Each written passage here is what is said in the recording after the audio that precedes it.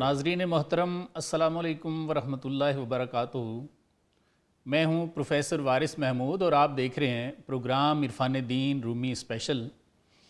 नाजरीन, आज हम मसनी शरीफ के तीसरे दफ्तर से एक सपेरे के वाक़े से शुरू करेंगे जो एक ठिठरे हुए यानी सर्दी से अकड़े हुए अजदहे को मुर्दा समझकर रस्सियों में बांधकर बगदाद ले आया।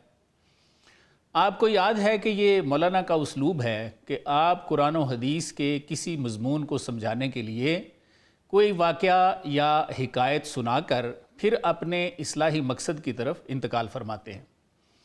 आइए मौलाना की ज़ुबान से उस सपेरे का वाक़या जानते हैं।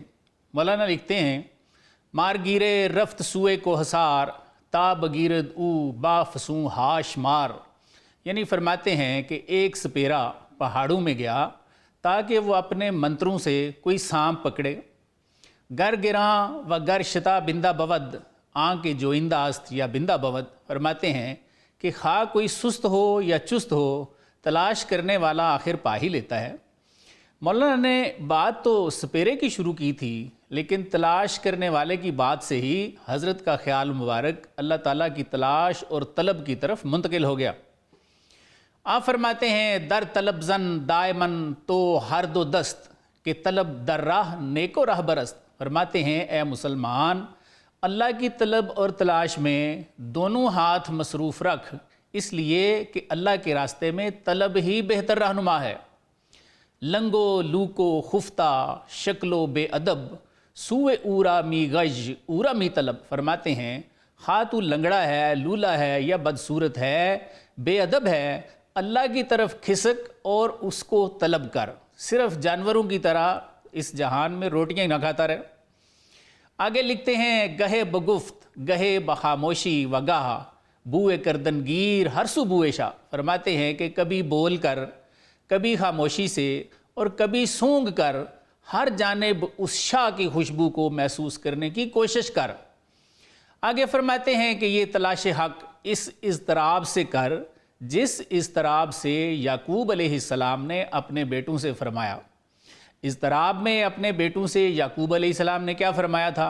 मौलाना लिखते हैं, गुफ्त आ याकूब बा औलाद खेश जुस्त ने यूसुफ कुनेद अज हद बेश।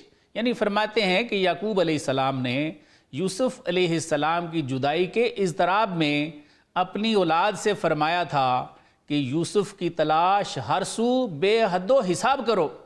और क्या याकूब अलैहिस्सलाम ने अपनी औलाद से फरमाया? मौलाना लिखते हैं, हर हिस्से खुदरा दरी जुस्तन बजिद हर तरफ रानेद शक्ल मुस्तैद। यानी याकूब अलैहिस्सलाम ने अपनी औलाद से फरमाया कि अपनी हर हिस्स को तलाश यूसुफ में हर तरफ मुस्तैद कर दो। मौलाना फरमाते हैं कि अब तो तुम्हें समझ आ गई होगी कि अल्लाह को तलाश कैसे करना चाहिए। फरमाते हैं, चलो मैं कुछ और वाजे कर देता हूँ। क्या लिखते हैं, गुफ्त अज रो हिल्ला ला तयसू हम चू गुम करदा पिसर रो सूबसू। यानी फरमाते हैं कि अल्लाह की रहमत से मायूस भी ना होना और बेटे को गुम करने वाले याकूब अलैहिस्सलाम की तरह हर तरफ अल्लाह ताला को तलाश करने के लिए जाना। इस शेर में सूरा यूसुफ की आयत 87 की तरफ तलमी है, जिसमें इरशाद है कि याकूब अलैहिस्सलाम ने अपने बेटों से फरमाया कि ए मेरे बेटो, जाओ यूसुफ और उसके भाई की तलाश करो और अल्लाह की रहमत से मायूस भी ना होना।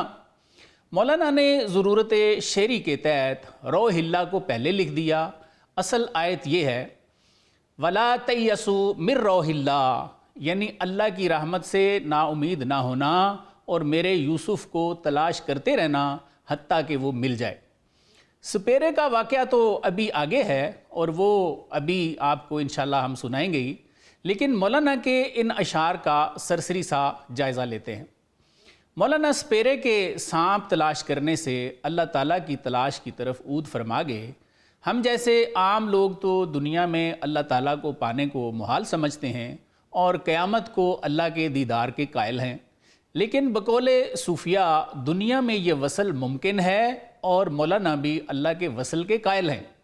इसीलिए फरमा रहे हैं कि अल्लाह को पाने के लिए पहली चीज़ तलब और ख्वाहिश है, और बकौल मौलाना जिसे अल्लाह से मिलने की तलब नहीं, अल्लाह को भी उससे मिलने की तलब नहीं। बुखारी में किताब उर-रिकाक में इस मज़मून से मिलती जुलती एक हदीस शरीफ मौजूद है जिसका नंबर है 6507, जिसमें हज़रत उबादा बिन सामित रज़ी अल्लाह अन्हु रवायत करते हैं कि हुज़ूर सल्लल्लाहु अलैहि वसल्लम ने फरमाया कि जो शख्स अल्लाह से मिलने को महबूब रखता है, अल्लाह भी उससे मिलने को महबूब रखते हैं, और जो अल्लाह से मिलने को पसंद नहीं करता, अल्लाह भी उससे मिलने को पसंद नहीं करते। और हज़रत आयशा रज़ी अल्लाह अन्हा या नबी मुकर्रम सल्लल्लाहु अलैहि वसल्लम की बाज़ अज़वाज ने अर्ज़ किया कि हुज़ूर मरना तो हमें भी पसंद नहीं है। तो हुज़ूर सल्लल्लाहु अलैहि वसल्लम ने इरशाद फरमाया कि भाई अल्लाह के मिलने से मुराद मौत नहीं है, बल्कि बात यह है कि ईमानदार आदमी को जब मौत आती है तो उसे अल्लाह की खुशनुदी और उसके यहाँ उसकी इज़्ज़त व तौक़ीर की खुशखबरी दी जाती है। उस वक्त मोमिन को कोई चीज़ इससे ज़्यादा अजीज़ नहीं होती जो उसके लिए आगे होती है, इसलिए वो अल्लाह से मुलाकात का ख्वाहिशमंद हो जाता है और अल्लाह भी उसकी मुलाकात को पसंद करते हैं। और जब काफिर की मौत का वक्त करीब आता है तो अल्लाह उसके अजाब और उसकी सज़ा की वईद उसको सुनाते हैं। उस वक्त कोई चीज़ उसके दिल में इससे ज़्यादा नागवार नहीं होती जो उसके लिए आगे होती है। सो वो अल्लाह से मिलने को नापसंद करने लगता है, बस अल्लाह भी उससे मिलने को नापसंद करते हैं। अगरचे इस हदीस शरीफ में मौत के बाद अल्लाह से मुलाकात का जिक्र मिलता है, ताहम इतनी बात ज़रूर साबित हो जाती है कि जिसे अल्लाह से मिलने की तलब नहीं, अल्लाह ताला को भी उससे मिलने की तलब नहीं। इससे पहले कि हम इस पे बात करें कि सूफिया वसल किसको कहते हैं, हम इस तलब हक़ पे मौलाना के कलाम को मुकम्मल कर देते हैं। बकौल मौलाना, अल्लाह को पाने की तलब इतनी शदीद होनी चाहिए, उसका इज़्तिराब ऐसे होना चाहिए जैसे हज़रत याकूब अलैहिस्सलाम का इज़्तिराब यूसुफ़ अलैहिस्सलाम को पाने के लिए था। अब मुख्तसर सी बात वस्ल रहमान पर भी कर लेते हैं, जिसके सूफिया कायल हैं और मौलाना भी कायल हैं। बकौल सूफिया, अल्लाह के वसल से मुराद नूर शर सद्र और उसकी महवियत और बेखुदी का हासिल होना है। तमाम सूफिया ने यही लिखा है। हज़रत गौसे आज़म रहमतुल्लाह अलैह अपने खुतबात शरीफ में फरमाते हैं कि जब तक बंदे को अल्लाह के कुर्ब की मदहोशियाँ न शुरू हो जाएं, वाज कहने से बाज रहना चाहिए। ये कुर्ब की मदहोशियाँ वही महवियत है, वही बेखुदी है, जिस पे मौलाना ने अपने अंदाज में कलाम लिखा है। क्या लिखते हैं? तो मबाश असला कमाल ईयस तो बस, तो अज तो गुमशो विसाल ईयस तो बस। फरमाते हैं कि अपने नफ्स को मारना कमाल तो ये है, फिर तुझे अल्लाह के कुर्ब की बेखुदी और महवियत हासिल हो जाएगी। और फरमाते हैं यही विसाल भी है। इस वसल के लिए मौलाना ने आज के अशार में ये भी फरमाया कि इस शरह सद्र वाला, ऐसी कैफियत वाला बंदा तलाश करो। बकौल सूफिया, ऐसे की सोबत और तवज्जो से दूसरे लोग भी बातनी तहारत और नेमत शर सद्र पर फायज हो जाते हैं। क्या फरमाते हैं? गहे बगुफ्त गहे बखामोशी वगाह, बुए करदनगीर हरसू बुए शाह। यानी फरमाते हैं कि कभी किसी से पूछ, कभी खामोशी में सोच कि ऐसा बंदा कहाँ मिल सकता है। उस शाह के नूर की खुशबू फरमाते हैं हर तरफ सूंघ। और कहीं फरमाया असले सद यूसुफ जमाल जुल जलाल। फरमाते हैं कि यूसुफ एक नहीं आया, सैकड़ों आए हैं, और सब की असल क्या है कि उनके सीनों में जुल जलाल का नूर है। ए कम अज़न शो फिदाए यहाँ जमाल। फरमाते हैं कि ए औरत से भी गए गुजरे, किसी पे तू भी मर जा। एक सुलेखा ने एक यूसुफ देखा और वो उस पर मर गई, तू तो औरतों से भी क्या गुजरा है। आप इससे इख्तलाफ भी कर सकते हैं, ताहम सूफिया की तालीम यही है कि कोई साहिब शरह सद्र यानी अल्लाह वाला मिलेगा तो उसकी सोबत और तवज्जो से आपकी शरह सद्र भी मुमकिन है। नाजरीन, सपेरे और इसके बर्फ़ से अकड़े हुए अजदहे की कहानी हम आपको सुनाने जा रहे हैं, लेकिन एक छोटे से वक्फे के। जी नाजरीन, साथ रहने का शुक्रिया। सपेरे के वाक़े की तरफ चलते हैं। मौलाना लिखते हैं, ऊ हमी जुस्ते यके मारे शगर्फ गिरदे कोहिस्तां दर अयाम बर्फ़। यानी फरमाते हैं कि वो सपेरा जो पहाड़ों की जानिब गया था, वो बर्फ़ के उस मौसम में पहाड़ों के गिर्द कोई अनोखा सांप तलाश कर रहा था, क्योंकि उसने लोगों को उसका तमाशा दिखाना है। आगे लिखते हैं, अजदहाए मुर्दा दीद आजा अजीम के दिलिश अज शक्ल ऊ शुद्ध पुर अज़बीम। फरमाते हैं कि کہ اس سپیرے نے وہاں پہ ایک مردہ پڑا ہوا عظیم اژدہا دیکھا جس کی شکل سے اس کا دل بھی خوفزدہ ہو گیا۔ مارگیر اژدہارا برگرفت سوئے بغداد آمد از بحر شگفت، سپیرے نے اس سانپ کو پکڑ لیا اور لوگوں کو تعجب میں ڈالنے کے لیے وہ اسے بغداد لے آیا۔ اژدہائے چوں ستون خانائی می کشیدش از پہ دان گانائی، مولانا فرماتے ہیں کہ وہ اژدہا گھر کے ستون جتنا موٹا تھا اور وہ سپیرا روزی کمانے کے لیے اس کو کھینچ رہا تھا کہ اژدہائے مردہ آوردام در شکارش من جگر خا خوردام، کیا سوچ رہا تھا کہ میں لوگوں سے جا کے کہوں گا کہ میں ایک مردہ اژدہا لایا ہوں اور اس کو شکار کرنے میں نے خون جگر پیا ہے، یعنی میں نے بڑی مشکل سے اسے مارا ہے۔ آگے لکھتے ہیں او ہمی مردہ گما بردش ولیک زندہ بود و ندیدش نیک نیک، مولانا فرماتے ہیں کہ سپیرا اس اژدہے کو مردہ سمجھ رہا تھا لیکن وہ زندہ تھا اور سپیرے نے اس کو اچھی طرح سے نہیں دیکھا تھا۔ و از سرماہا و برف افسردہ بود زندہ بود و شکل مردہ می نمود، مولانا فرماتے ہیں کہ وہ اژدہا موسم سرما اور برف کی وجہ سے ٹھٹر گیا تھا، یعنی سردی کی وجہ سے اکڑا ہوا تھا، وہ زندہ تھا لیکن بظاہر مردہ نظر آتا تھا۔ مولانا سپیرے کی کہانی کو تھوڑی دیر کے لیے یہیں روک لیتے ہیں اور ایک راز جو ہمیں سمجھانا چاہتے ہیں اس کی طرف انتقال فرماتے ہیں۔ کیا لکھتے ہیں مولانا؟ عالم افسردہ است و نام او جماد جامد افسردہ بود اے استاد، فرماتے ہیں کہ یہ عالم موجودات ٹھٹھرا ہوا ہے اور اس کا نام جماد ہے۔ فرماتے ہیں استاد جی جامد چیزیں ٹھٹھری ہوئی ہوتی ہیں، یعنی مولانا یہ فرمانا چاہ رہے ہیں کہ اس دنیا میں جن چیزوں کو ہم مردہ اور بے جان سمجھتے ہیں وہ مردہ نہیں ہیں بلکہ وہ اس اژدہے کی طرح صرف ٹھٹھری ہوئی ہیں، مردہ نہیں ہیں بلکہ زندہ ہیں۔ آگے لکھتے ہیں باش تا خورشید حشر آید آیاں تاب بینی جنبش جسم جہاں، فرماتے ہیں برخوردار ہماری بات تو تم سنتے نہیں ہو لیکن تھوڑی دیر انتظار کر تاکہ حشر کا سورج نمودار ہو جائے، پھر تو دنیا کے جسم کو حرکت کرتا ہوا خود ہی دیکھ لے گا۔ آگے ہمیں ایک اور مثال دے کر سمجھاتے ہیں چوں اسائے موسیٰ اینجا مار شد عقل را از ساکنہ اخبار شد، فرماتے ہیں کہ موسیٰ علیہ السلام کا عصا اس عالم میں سانپ بن گیا تھا، فرماتے ہیں اس لکڑی کو دیکھ کے عقل کو ساکن یا جامد چیزوں کے بارے میں علم ہو جاتا ہے کہ یہ زندہ ہے۔ آگے پھر دوسری مثال دیتے ہیں اور لکھتے ہیں پارائے خاکی ترا چوں زندہ ساخت خاک ہارا جملگی باید شناخت، کیا فرماتے ہیں کہ اے انسان دیکھتا نہیں ہے کہ تیری مٹی کے ٹکڑے کو بھی اللہ تعالیٰ نے کیسے زندہ کیا ہوا ہے؟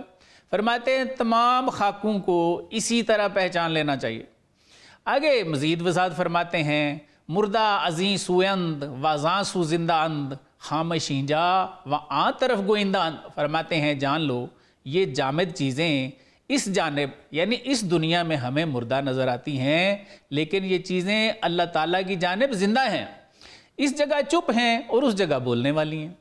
آگے اس بات کو اور بھی کھول دیتے ہیں اور فرماتے ہیں چوں ازاں سو شاں فرستن سوئے ما آ اسا گردد سوئے ما اژدہا، فرماتے ہیں کہ ان چیزوں کی جو اصل اللہ تعالیٰ کے ہاں ہے جب وہ اس اصل کو ہماری طرف اللہ بھیجتے ہیں تو وہ لاٹھی ہمارے پاس آ کے فوراً اژدہا بن جاتی ہے۔ مزید فرماتے ہیں کہ اس طرح جامد چیزوں میں غور کرتے جاؤ اور کیا فرماتے ہیں کچھ مثالیں دیتے ہیں، فرماتے ہیں کوہا ہم لہن داؤدی کند جوہر آہن بکف موم شود، فرماتے ہیں کہ اس طرح پہاڑ بھی داؤد علیہ السلام کا لہجہ اختیار کر لیتے ہیں اور لوہا ان کے ہاتھ میں نرم ہو جاتا ہے۔ بعد ہم مالے سلیمان شود بحر با موسیٰ سخندان شود، فرماتے ہیں اس طرح ہوا سلیمان علیہ السلام کو اٹھانے والی بن جاتی ہے اور سمندر موسیٰ علیہ السلام کی بات سمجھنے والا بن جاتا ہے۔ ماہ با احمد اشارت بی شود نار ابراہیم را نصری شود، اور کیا فرماتے ہیں کہ اس طرح چاند حضور صلی اللہ علیہ وآلہ وسلم کا اشارہ سمجھنے والا بن جاتا ہے اور آگ ابراہیم علیہ السلام کے لیے نسرین بن جاتی ہے۔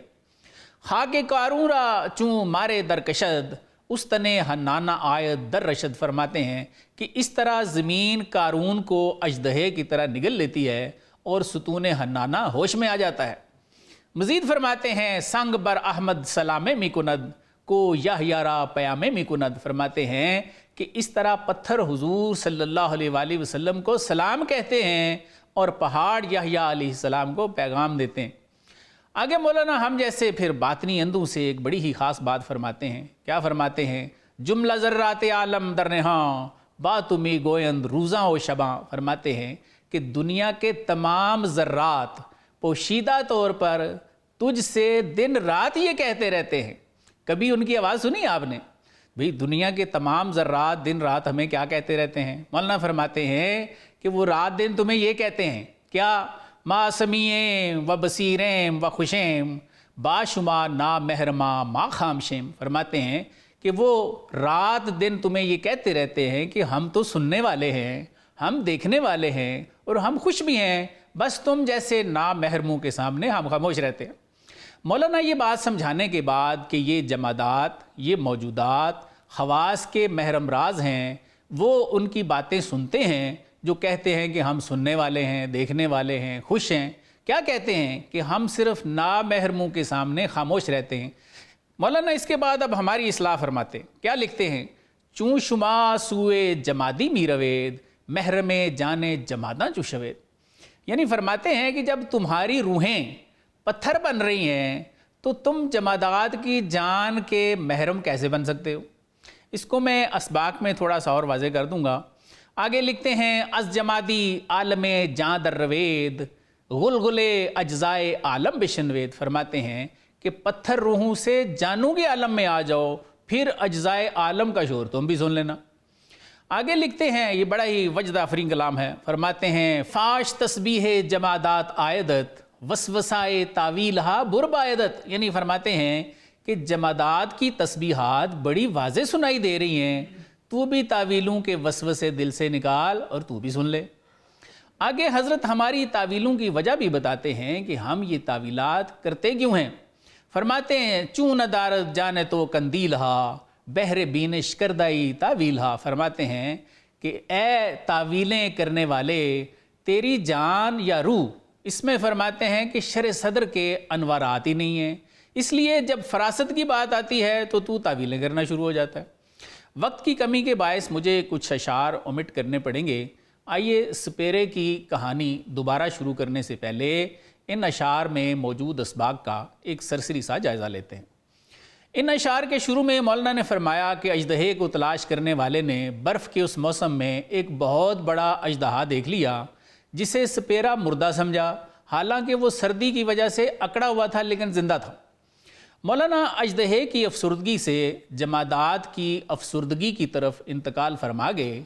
अजदहे की मिसाल दे के मौलाना फरमाते हैं कि जिन चीज़ों को हम जमादात कहते हैं वो भी ठिठरी हुई हैं लेकिन वो सब ज़िंदा हैं। और फिर फरमाते हैं कि आज तो तुम्हें मेरी बात का यकीन नहीं आता, चलें कोई बात नहीं, थोड़ा सा इंतज़ार कर लो, जब हशर का सूरज निकलेगा ना तो ये तमाम चीज़ें आपको हरकत करती हुई नज़र आएंगी। मौलाना की ये दोनों बातें कुरान का मज़मून हैं और बिल्कुल दुरुस्त है। हर चीज़ के ज़िंदा होने की दलील में कम अज़ कम 3 आयात कुरान में मुझे ज़रूर याद पड़ती हैं, जिनमें से एक मैं आपके हवाले के लिए अर्ज़ किए देता हूँ। सूरह जुमा शुरू होती है युसब्बिहु लिल्लाहि मा फिस समावाति व मा फिल अर्दिल मलिकिल कुद्दूसिल अज़ीज़िल हकीम, यानी ज़मीनों और आसमानों में जो कुछ भी है सब उस अल्लाह की पाकी बयान करते हैं जो बादशाह नहायत पाक है, बहुत इज़्ज़त वाला, बड़ा हिकमत वाला है। ये आयत बड़ी वाज़े दलील है कि अगर कायनात की हर चीज़ अल्लाह की तस्बीह बयान करती है तो उसकी एक ज़िंदगी ज़रूर है, हमें समझ आए या ना आए ये और बात है। फिर जामिद चीज़ों की हरकत के बारे में सूरा अल ज़िलज़ाल की 4थी आयत है यौमाइज़िन तुहद्दिसु अख़बारहा, यानी ज़मीन उस दिन अपनी ख़बरें बयान कर देगी। ज़मीन की गोयाई इसकी ज़िंदगी और इसकी हरकत पर दाल है। इसके बाद मौलाना हमें एक और राज समझाते हैं और फरमाते हैं कि तमाम मौजूदात आलम ज़िंदा हैं लेकिन अजदहे की तरह ठिठरे हुए हैं और इनका ये ठिठरा हुआ होना मिन जानिबल्ला उनकी एक कैफियत है। जब अल्लाह ताला उस कैफियत में तब्दीली चाहते हैं तो उनमें हरकत आ जाती है।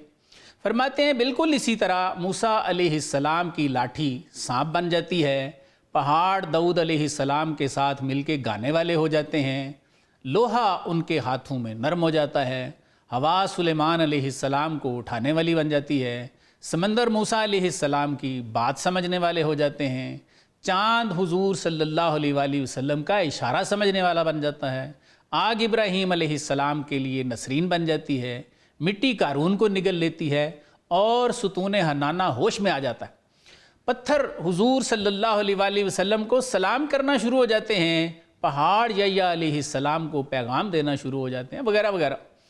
مولانا بحر العلوم ہمیں تیسرے بڑے راز سے اس وقت آگاہ فرماتے ہیں جب آپ فرماتے ہیں کہ دنیا کے تمام ذرات پوشیدہ طور پر ہم سے کہہ رہے ہوتے ہیں ما سمیعیں و بصیریں و خوشیں، کہ ہم تو سنتے بھی ہیں، ہم دیکھتے بھی ہیں اور ہم خوش بھی ہوتے ہیں، باشما نا محرماں ما خامشیم، لیکن تم جیسے نا محرموں کے سامنے ہم خاموش رہتے ہیں۔ مولانا کے اس کلام سے یہ بات بڑی سمجھ آنے والی ہے کہ کچھ لوگ جمادات کی گفتگو سنتے ہیں اور کچھ ان کی گفتگو نہیں سنتے۔ سورہ جمعہ کی آیت سے ہم نے یہ بات بھی معلوم کر لی کہ ہر چیز تسبیح کرتی ہے، بولتی ہے، لیکن یہاں مولانا فرما رہے ہیں کہ وہ بولتے تو ہیں لیکن نامحرموں کے لیے وہ خاموش ہیں۔ مولانا بحر العلوم کی یہ بات بھی بالکل درست ہے، کیونکہ حدیث شریف میں آپ صلی اللہ علیہ وآلہ وسلم نے ارشاد فرما رکھا ہے، بخاری کی بڑی معتبر حدیث ہے کہ احد پہاڑ ہمارا دوست ہے، جب ہم گزرتے ہیں تو یہ ہمیں سلام کہتا ہے۔ اس سے تو یہ بات عقل کو بھی سمجھ آنا شروع ہو جاتی ہے کہ اگر پہاڑ دوست ہے تو دوست سے تو گفتگو کی بھی جاتی ہے اور دوست کی گفتگو سنی بھی جاتی ہے۔ پھر حدیث شریف میں آپ صلی اللہ علیہ وآلہ وسلم سے درختوں کے ہم کلام ہونے کا تذکرہ بھی ملتا ہے۔ ظاہر ہے وہ محرم ہیں، محرم نہ ہوتے تو سرکار کو تعظیمی سجدے کبھی نہ کرتے۔ یہاں سے مولانا کی بات کی تصدیق ہوتی ہے کہ یہ مظاہر فطرت، یہ جمادات نہ تو سب سے کلام کرتے ہیں اور نہ ہی سب کی تعظیم کرتے ہیں، لیکن محرموں سے پرہیز بھی نہیں کرتے۔ حضرت علامہ نے بھی کچھ سوچ کے ہی فرمایا ہوگا، خدا اگر دل فطرت شناس دے تجھ کو، سکوت لالا و گل سے کلام پیدا کر، دیار عشق میں اپنا مقام پیدا کر، نیا زمانہ نئے صبح و شام پیدا کر۔ آپ نے یہ کلام یقیناً سن رکھا ہے۔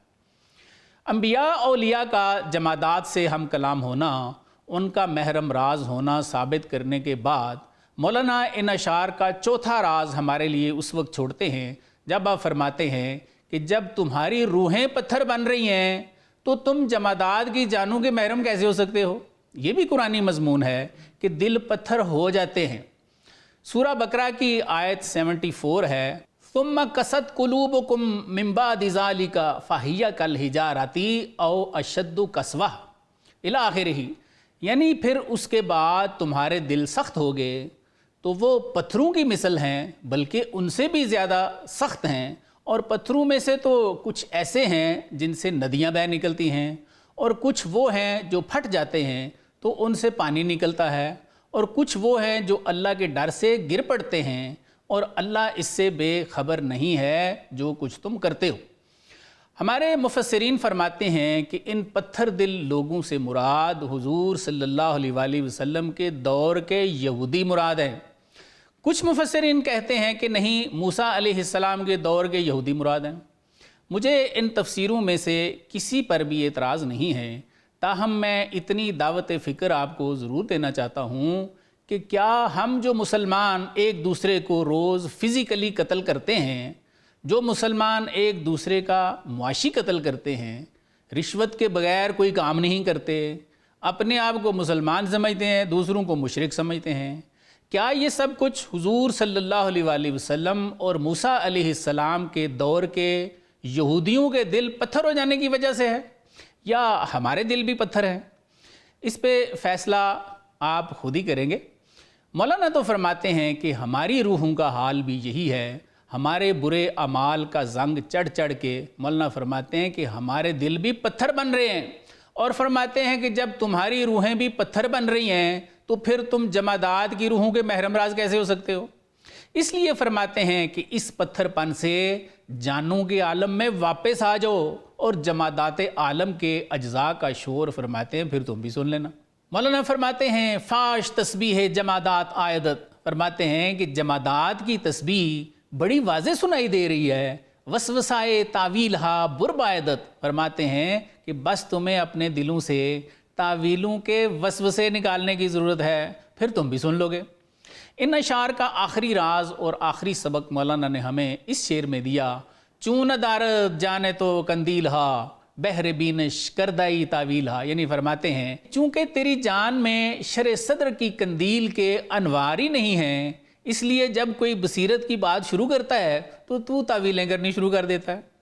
اس مضمون کا یہ حاصل کلام شعر تھا کہ چونکہ تمہاری شرع صدر ہی نہیں ہے بلکہ تمہاری روحیں تو پتھر بن رہی ہیں، اس لیے تم بصیرت کی بات پہ تعویلیں شروع کر دیتے ہو. تم نے جمادات کی تسبیحات خاک سننی ہے، اگرچہ وہ دن رات بول رہے ہیں اور صاحب انعام لوگ ان کے محرم راز بھی ہیں. ناظرین، سپیرا جو کہ اس اژدہے کو اٹھا کر بغداد لے آیا تھا، اس کی کہانی کو ہم مکمل کرنے جا رہے ہیں، لیکن ایک چھوٹے سے وقفے کے بعد. جی ویلکم بیک ناظرین. وقفے سے پہلے ہم بات کر رہے تھے کہ وہ سپیرا اس اژدہے کو بغداد لے آیا. آئیے سپیرے کی بقیہ کہانی مولانا کی زبان سے جانتے ہیں. مولانا لکھتے ہیں تا بغداد آمد ہنگامہ خواہ تا نہد ہنگامہ بر چار راہ. کیا فرماتے ہیں کہ حتیٰ کہ وہ مجمع کا ہاہاں اژدہے کو بغداد لے کر آ گیا تاکہ چوراہے پر مجمع لگائے. بر لب شت مرد ہنگامہ نہاد غلغلہ در شہر بغداد افتاد. مولانا فرماتے ہیں کہ سپیرے نے دجلہ کے کنارے پر مجمع لگایا اور بغداد شہر میں شور مچ گیا. مار گیرے اژدہا آورداست بول عجب نادر شکارے کرداست. یعنی لوگ کہہ رہے تھے کہ ایک سپیرا اژدہا لایا ہے اور اس نے عجیب اور نادر شکار کیا ہے. جمع آمد 100,000 خامریش سید اوشد ہر یک آنجا از خریش. مولانا فرماتے ہیں کہ لاکھوں بے وقوف اس سپیرے کے جال کا شکار بن گئے، مراد اژدہے کو دیکھنے کے لیے جمع ہو گئے. منتظر ایشاں و او ہم منتظر تاکہ جمع آئند خلق منتشر. مولانا فرماتے ہیں کہ اب لوگ اژدہا دیکھنے کا انتظار کر رہے تھے اور سپیرا اور زیادہ منتشر لوگوں کو جمع کرنے کے لیے دیر کر رہا تھا. مرد میں ہنگامہ افزوں تر شود گدیا و توقیر نیکو تر شود. سپیرا چاہ رہا تھا کہ لوگ زیادہ جمع ہو جائیں تاکہ بھیک اور چندہ بھی زیادہ جمع ہو سکے. جمع آمد 100,000 یا یہاں ہلکا کردہ پشتے پا بر پشتے پا. مولانا فرماتے ہیں کہ اس طرح لاکھوں بکواسی جمع ہو گئے اور پاؤں سے پاؤں جوڑے انہوں نے ہلکا بنا لیا. ہلکا گردے او چوں رز گردے عریش ہم چنا کہ بت پرستاں برکنیش. فرماتے ہیں کہ انہوں نے سپیرے کے چاروں طرف ایسے ہلکا بنا لیا جیسے انگور کی بیل چھپر پر چڑھ جاتی ہے یا جیسے بت پرست پنڈت کے گرد جمع ہوتے ہیں. مردرا از زن خبر نئے از ازدہام رفتہ در ہم چوں قیامت خاص وام. فرماتے ہیں کہ ہجوم کی وجہ سے مرد کو عورت کا پتہ نہ تھا اور قیامت کی طرح سب لوگ غلط ملط ہو رہے تھے. چوں ہمیں خرا کا جنبانید او می کشیدند اہل ہنگامہ گلو. مولانا فرماتے ہیں کہ جب وہ چیتھڑے سرکاتا نا جن میں اژدہا تھا تو مجمع والے گلا پھاڑتے. اژدہا کے از زم حریر افسردہ بود زیر 100 گونا پلاسو پردہ بود. یعنی وہ اژدہا جو ٹھنڈک سے ٹھٹھرا ہوا تھا سینکڑوں قسم کے ٹاٹ اور پردوں میں اس نے لپیٹا ہوا تھا. از گلو خلق و مقصو تم تراک تافت بر آمار خورشید راک. مولانا لکھتے ہیں کہ لوگوں کی دھوم دھام اور دیر کی وجہ سے اس اژدہے پر عراق کا سورج چمکنے لگا، یعنی اچھی دھوپ نکل آئی. آفتاب گرم سیرش گرم کرد رفت از آزائے او اخلاط سرد. مولانا فرماتے ہیں کہ گرم تبا سورج نے اژدہے کو گرما دیا اور اس کے اعضاء سے ٹھنڈا مادہ زائل ہو گیا. مردہ بود و زندہ گشت او از شگفت اژدہا برخیش جنبیدن گرفت. مولانا لکھتے ہیں کہ اژدہا مردہ تھا اور حیرت انگیز طور پر زندہ ہو گیا اور اس نے بال کھانے شروع کر دیے. خلق از جنبش آ مردہ مار گشت شاں از یک تحیر 100,000. مولانا فرماتے ہیں کہ مرے ہوئے سانپ کی حرکت سے مخلوق کی ایک حیرانی لاکھوں حیرانیاں بن گئیں. با تحیر نہ رہا انگیختن جملگاں از جنبش بگریختن۔ مولانا فرماتے ہیں کہ لوگ حیرانی سے نعرے مارتے ہوئے اژدہے کے ہلنے کی وجہ سے بھاگ کھڑے ہوئے۔ بندھا بگسست و بیرو شد از زیر اژدہائے زشت غرّاں ہمچو شیر۔ مولانا فرماتے ہیں کہ اژدہے کی بندشیں ٹوٹ گئیں اور وہ نیچے سے نکل آیا اور وہ بھیانک اژدہا شیر کی طرح گرجنے لگا۔ در حزیمت بس خلائق کشتہ شد از فتادہ و کشتگاں صد پشتہ شد۔ مولانا فرماتے ہیں کہ پسپائی میں بہت سے لوگ مارے گئے، مرے ہوئے اور گرے ہوئے سینکڑوں لوگوں کے ڈھیر لگ گئے۔ مارگیر از ترس بر جا خشک گشت کہ چے آوردم من از کو سارو دشت۔ فرماتے ہیں کہ وہ سپیرا بھی اپنی جگہ پہ خشک ہو گیا کہ وہ پہاڑوں اور جنگلوں سے کیا پکڑ کے لے آیا تھا۔ اژدہا یک لقمہ کرد آں کیجرا سہل باشد خون خوری حجیجرا۔ مولانا فرماتے ہیں کہ اس گدھے سپیرے کو تو اژدہے نے ایک لقمہ بنایا، اس لیے کہ حجاج بن یوسف جیسوں کے لیے خون پینا آسان ہوتا ہے۔ خیشرا بر استنے پیچیدہ و بست استخان خوردہ را درہم شکست۔ اژدہے نے اپنے آپ کو ایک ستون پر لپیٹا اور باندھا اور کھائی ہوئی ہڈیوں کو ریزہ ریزہ کر دیا۔ مولانا اب اپنے اصلاحی مقصد کی طرف انتقال فرماتے ہیں اور لکھتے ہیں: نفست اژدہاست او کہ مرداست از غم بے آلتی افسرداست۔ فرماتے ہیں کہ تیرا نفس اژدہا ہے اور وہ مردہ کہاں ہے؟ اسباب نہ ہونے کے غم میں ٹھٹھرا ہوا ہے۔ گرب یابد آلت فرعون او با امر او ہمی رفت آب جو۔ فرماتے ہیں کہ اگر یہ فرعون کے اسباب پا لینا تو دریائے نیل کو بھی اپنی مرضی سے چلائے۔ آنگہے او بنیاد فرعونی کند راہ صد موسیٰ و صد ہارون زند۔ مولانا فرماتے ہیں کہ جیسے ہی نفس کو اسباب مل جاتے ہیں نا، یہ اسی وقت فرعونی شروع کر دیتا ہے اور سینکڑوں موسیٰ اور ہارونوں کی رہزنی کرتا ہے۔ اژدہا را دار در برف فراق ہی مکش اورا بے خورشید عراق۔ مولانا فرماتے ہیں کہ خبردار اژدہے کو محرومی کی برف میں رکھنا اور اسے عراق کی دھوپ میں ہرگز نہ لے کے جانا۔ تا افسردہ می بود آں ازدہات لقمہ اوئی چوں او یابد نجات۔ مولانا فرماتے ہیں تاکہ تیرا اژدہا ٹھٹھرا رہے، کیونکہ اگر وہ نجات پا گیا نا تو پھر تو ہی اس کا لقمہ بھی ہے۔ مات کن اورا و ایمن شوز مات رحم کم کن نیست او از اہل صلات۔ مولانا فرماتے ہیں کہ اس کو مغلوب کر لو اور خود مغلوب ہونے سے امن میں آ جاؤ، اس پر رحم نہ کرو کیونکہ وہ حسن سلوک کے قابل ہی نہیں ہے۔ کاں تفے شہوت سرزند آں خفاش مردہ ریگت پر زند۔ مولانا فرماتے ہیں کہ جب تیری خواہش کو سورج کی گرمی ملے گی نا، یعنی اسباب مل جائیں گے، تو تیری ناچیز چمگادڑ اڑنے لگے گی۔ می کش اورا در جہاد و در قتال مردوار اللہ یجزی کل وصال۔ مولانا فرماتے ہیں کہ اس کو جہاد اور قتال میں کھینچ کے لے جا اور مردوں کی طرح کھینچ کے لے جا، اللہ تجھے اس کے بدلے میں اپنا وصال عطا فرمائیں گے۔ تو تماداری کہ اورا بے جفا بستہ داری در وقارو در وفا۔ مولانا فرماتے ہیں کہ تم امید رکھتے ہو کہ اس کو بغیر سختی کے وقار اور وفا میں باندھ لوگے، لیکن فرماتے ہیں ہر خسیرا ای تمنا کہ رسد موسیٰ باید کہ اژدہا کشد۔ فرماتے ہیں کہ ہر کمینے کی نفس قابو کرنے کی یہ تمنا کہاں پوری ہوتی ہے؟ کوئی موسیٰ چاہیے جو نفس کے اژدہا کو تمہیں مار دے۔ اس حصے کا یہ آخری شعر تھا۔ آئیے اس حصے کے اصلاحی پہلوؤں پہ ایک نظر کرتے ہیں۔ بقول مولانا جب سپیرا اژدہے کو بغداد لے آیا تو زیادہ لوگوں کو دکھانے کے چکر میں اس نے دیر کی، حتیٰ کہ دھوپ نکل آئی اور دھوپ کی وجہ سے وہ ٹھٹھرا ہوا اژدہا حرکت میں آ گیا۔ اژدہا اس سپیرے کو بھی کھا گیا اور بہت سارے لوگ بگدڑ میں مارے گئے۔ مولانا ان اشعار میں ہمیں متعدد درس دیتے ہوئے نظر آتے ہیں۔ پہلا سبق یہ ہے کہ نفس بھی اس اژدہے کی طرح مرتا ورتا کوئی نہیں ہے، صرف اسباب نہ ہونے کی وجہ سے ٹھٹھرا ہوتا ہے۔ بقول مولانا اس کو اسباب ملتے جائیں تو یہ پھر وہی فرعونی کرتا ہے اور سینکڑوں موسیٰ اور ہارونوں کی رہزنی کرتا ہے۔ دوسرا لیسن دیتے ہوئے مولانا فرماتے ہیں کہ اس کو ہمیشہ محرومی کی برف میں رکھنا چاہیے اور اس کو کبھی بھی عراق کی دھوپ میں لے کے نہیں جانا چاہیے۔ عراق کی دھوپ سے مراد وہی اسباب ہے۔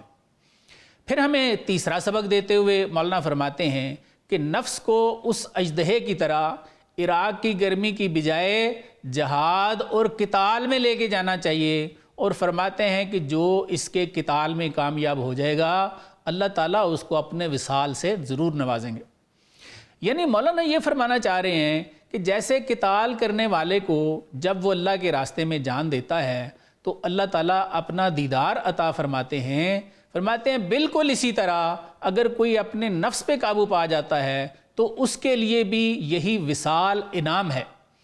اگرچہ یہ بات مجھ جیسے بہت سارے لوگوں کے لیے نئی ہے، لیکن اگر قرآن میں سورہ النساء کی آیت 69 دیکھیں تو وہاں جہاں پہ شہداء کا ذکر ہے وہاں اسی لائن میں صالحین کا بھی تو ذکر موجود ہے۔ اس لیے عقلی طور پہ بھی یہ بات سمجھ آتی ہے کہ اگر شہداء کے لیے نعمت وصال ہے تو اس لائن میں جن دوسرے گروہوں کا تذکرہ ہے یہ نعمت وصال ان کے لیے بھی سمجھ آتی ہے۔ چوتھا اور آخری سبق جو مولانا نے ہمیں ان اشعار میں دیا ہے وہ حضرت کے اس شعر میں تھا، ہر خسیرا این تمنا کے رسد، یعنی فرماتے ہیں کہ ہر کمینے شخص کی نفس پہ قابو پانے کی تمنا کہاں پوری ہوتی ہے؟ موسیٰ پاید کے اژدہا کشد، فرماتے ہیں کوئی موسیٰ چاہیے جو تیرا یہ کام کر دے۔ یہ مولانا کی بڑی مشہور و معروف تعلیم ہے جو مثنوی شریف میں مختلف جگہوں پہ نظر آتی ہے۔ یہ کلام میں پہلے بھی آپ کو سنا چکا ہوں، صرف حوالے کے لیے ایک دفعہ پھر آپ کی نظر کر دیتا ہوں۔ مولانا فرماتے ہیں نفس را نہ تواں کش الا بذل پیر، یعنی فرماتے ہیں کہ پیر کی صحبت کے بغیر نفس کو مارا ہی نہیں جا سکتا، دامن آ نفس کشرا محکم بگیر، اس لیے فرماتے ہیں کہ کسی ایسے نفس کش کے دامن کو مضبوطی سے پکڑنا چاہیے۔ نفس کش کو ہی مولانا یہاں پہ موسیٰ فرما رہے ہیں۔ ناظرین آج کے لیے اتنا ہی، اپنے میزبان کو اجازت دیجیے، اللہ حافظ۔